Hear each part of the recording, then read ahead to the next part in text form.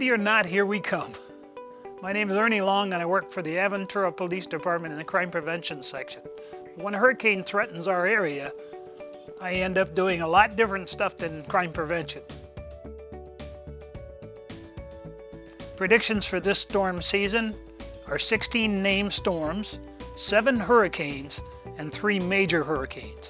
Now keep in mind, these are guesses. It's an educated guess based on a lot of computer probabilities, but it's still a guess. We use Hurricane Hunter aircraft to drop buoys in the path of the hurricane to measure the wind speed and the direction. They load all this information into a computer and then it predicts the path. These are called models. Now there's about 50 of them, so they're sometimes different, but when they all start to line up, that's when you can be pretty sure of the hurricane track. The dropsonde profile also shows us information about wind speed. For every 7 floors you're above ground level, you can add another category. So if it's a category 1 at ground level and you live on the 7th floor, it's a category 2 where you live.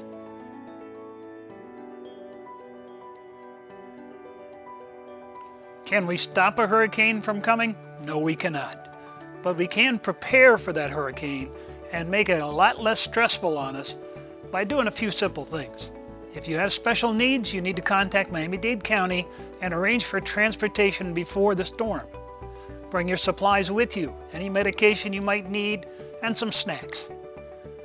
If you have a relative or friend in a nursing home, ask to see their plan because they have to have an emergency evacuation plan.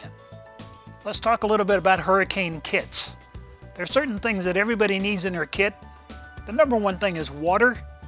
You want to have food, which is canned food or long shelf life food, and they have long shelf life milk that's available.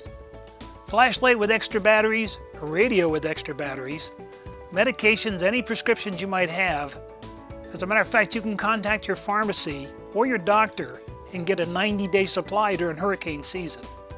A first aid kit for minor cuts and scrapes, moist towelettes for cleanup without using any water, a hand-operated can opener, which caught a lot of people by surprise after Wilma when there was no electricity, plastic utensils so you don't have to wash dishes, mosquito repellent. After a storm, there's no power. You got to open the windows, you're going to have mosquitoes. Large plastic bags with ties, which are very handy for keeping your valuables dry, and a hurricane tracking map is always a good idea to put in your kit.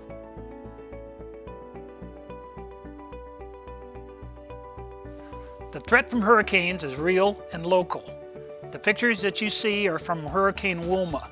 We had cars overturned in parking lots, we had trees knocked down, we had air conditioners ripped off the roofs, we had boats up on the shore. The damage was tremendous.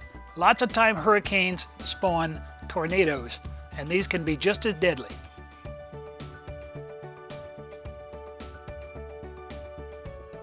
Let's talk about shelters.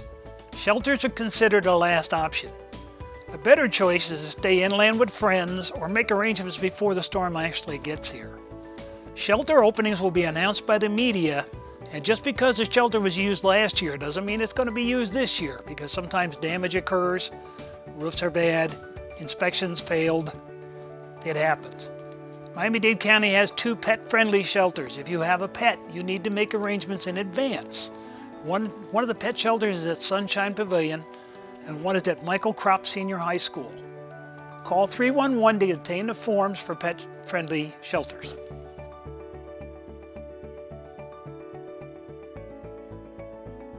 These are mostly for insurance purposes, but it'd be a real good idea for you to keep track of what's in your home, especially if you have a burglary. Pictures of your property. Put your back against each wall of a room and take pictures of the other wall. This way you'll record everything that's in the room, because trust me, you will never remember everything that was in your house. Autos, bikes, etc. you should record all the serial numbers. You should have plastic bags in your home to put your valuables in, so that if you do get flooding, it floats instead of getting ruined. Jewelries and cash, that should be locked in a safe or a safe deposit box. Get creative.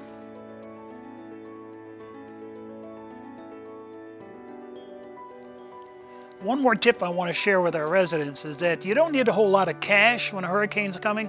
I'd limit it to around $300. We've had nightmare stories where people have gone and taken out $5,000 and were victimized on the way home. So keep it to $300. If there is an emergency or there's a problem with the banks, they have portable ATMs built into vans that they'll bring it to town. You'll be able to get money that way.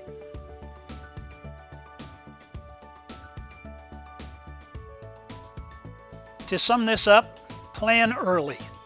Make arrangements for your pets in advance. Don't wait too long to act. Keep calm and be prepared to wait it out. And keep in mind that a large number of people are injured after the storm, so you'll want to stay in your home as long as you can. This is Ernie Long from the Aventura Police Department. Thank you very much for listening.